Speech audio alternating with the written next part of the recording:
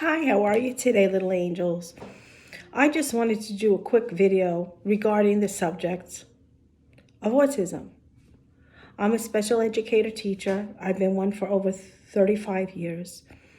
I've been doing early intervention for since it started over 20 years. I've been an early intervention special educator and also a SEIT, a special education itinerant teacher, which means I worked in the classroom. I shadowed children from 3 to 5 years old with many different diagnoses. But right now, I just want to stick to the subject of autism, which was my specialty in early intervention. I believe I have a solution. It's not proven. It's not scientifically proven. There's no standardized test that's been done in it. This is from my own experience. This is something that I've learned thoroughly through experience. So I just want to put it out there. If you're a parent that has a child that has been put on the spectrum of autism, there is a way out. It's not a death sentence. Let me tell you, I'll start with a big testimony, and especially with Jesus Christ. God will use all things for good for his glory. So let me just give you a quick testimony. Many years ago, I would say like 15 years ago, I worked with a little boy in the area that I lived in. And he wasn't speaking, he wasn't socializing. And then later on, I'll go over the different red flag behaviors of autism. And he had every red flag behavior. And I worked with him when I went into that house just to get that little boy to look at me. Forget about talking. Eye contact is the beginning of talking. I just wanted some initial social play. I just wanted some initial eye contact. And he avoided me like the plague. And I worked my little butt off trying to get into his world. I remember he used to have a big Thomas train set with a big table and all his trains. He was obsessive about that. And I used to join him in that and try to interrupt his world. And I really didn't think I made too much progress with him. I worked hard and I just tried to get into that world of his. And he worked hard keeping me out. And I saw him many years later, because since they lived in the same area, I ran into his mom many years later, and she ran up to me and said, "Hi, Angela, how are you? Here's my son. Say hi. Say hi to Angela. Do you remember her?" Remember, he was 2 years old at that time. Early intervention is 0 to 3 years old. He looked in my eyes so appropriately and said, "Hi, Angela, I remember you. How are you?" And that blew my world because I knew these children could be helped and I knew they had a future. And David was his name. And David showed me there's a future because to me, he was full-blown autistic. So let's talk about, and David's not his real name. Let's talk about the red flag behaviors of autism. Now, before I even walked in anybody's home, because most of the time you worked in their homes, the parents would tell me, these are the symptoms of my child. And I could have told them before they even told me what the symptoms were. 90% of the time, every symptom that I'm going to give to you is a red flag behavior their children had. Sometimes one or two are not there. But this puts them in the pond of autism. Once again, if your child has these symptoms, it's not a death sentence. There's a way out. And I want to share that with you.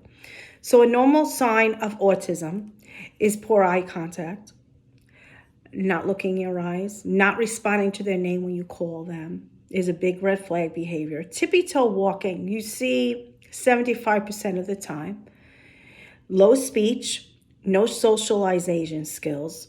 Obsessive behavior, maybe on trains, maybe on a TV show, saying the same lines over and over again regarding a TV show. And self-stemming. Self-stemming could come in many different ways. It could come vocally, the same sound over and over again. It could come visually by looking at something and blinking their eyes and just looking at a light over again, or a fan. They could do something with their hands. They could flap. They could dance. They could go around in circles. There's many different self-stemming. Now, if your child has one or two symptoms of this, that doesn't mean they're autistic. There's also ways of getting around that behavior, but usually they will be put on the spectrum of autism. if they have these red flag behaviors. I think I labeled them all. If I forget any, I'll mention it along the way.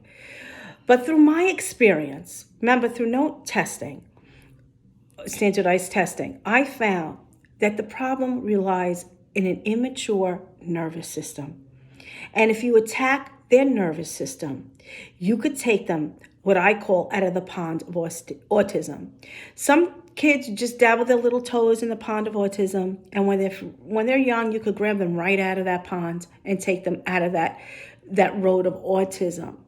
Even if your child is older, I still believe there's hope. I believe if you attack it early on their nervous system, you'll take them right out of the pond of autism. If they're older, I still think there's help. There's always help, and there's always Jesus Christ to help you through it. So let me just talk to you about something else for a short second. What really helped me working with my kids, and it was my little puppy. I had a little dog named Crystal. She was the cutest little red Pomeranian. And to this day, I miss her so much. She went to be with the Lord now. And she used to have seizures. And when she first started having a seizure, oh, that alarmed me. I thought, that's it. My dog is dying. She would convulse. She would foam at the mouth. She was a little dog, so I was able to hold her. And she would go crazy. And it would last. It would be a cluster of seizures. And I didn't know what to do but suffer with her through those seizures. I would hold her this way she didn't hurt herself, and just watch my dog have one seizure after another. Sometimes it would go on a half hour to 45 minutes. It was awful. And then I did some research on YouTube, which is such a great resource for us, about dogs with seizures. And I watched one video, and it said you could stop your dog from having seizures, distract them, snap them out of it. It's the central nervous system that makes them have a seizure. So the next time she tried to have a seizure, I would say, no, Crystal, let's go for a walk. You want to go for a walk? She'd love to go for a walk.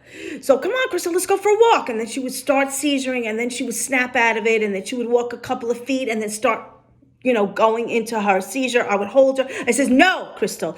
They said to yell at her, no, Crystal, not this time. We're going for a walk. And really snap her out of it. And then I would put her back on the ground. She would walk a few feet, stumble. Then her tail will start wagging. And she would walk and the seizure would stop. And then I says, wait a minute.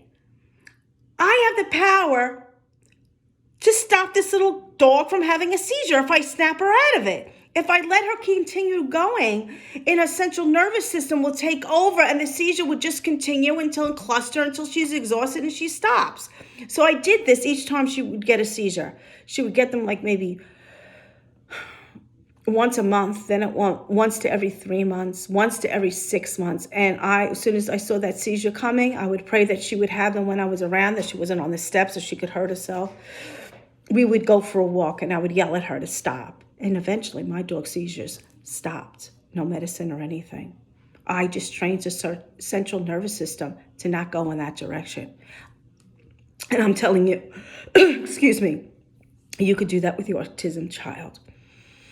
Listen, I worked with millions of autistic little children that would not look at me, that would not even know when I walked in the room. And I gave the parents assignments to do, homework assignments to do. And most of the time they didn't follow through. And when I was there, I tried to do this as much as I can to take them out of that pond of autism. And I'm about to share that with you. The first thing is finger play. The itsy bitsy spider went up the water spout. All kind of finger play you could think of. Putting them on your lap, straddling them with their legs over yours, with their face in your face, tickling them, throwing them in the air, and doing as much finger play as you can throughout the day, as much as you can.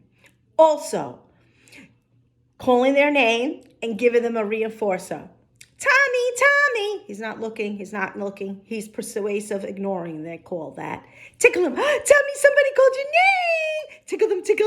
Look at them in the eye and do that over and over again until one day they will look up when you say the word Tommy.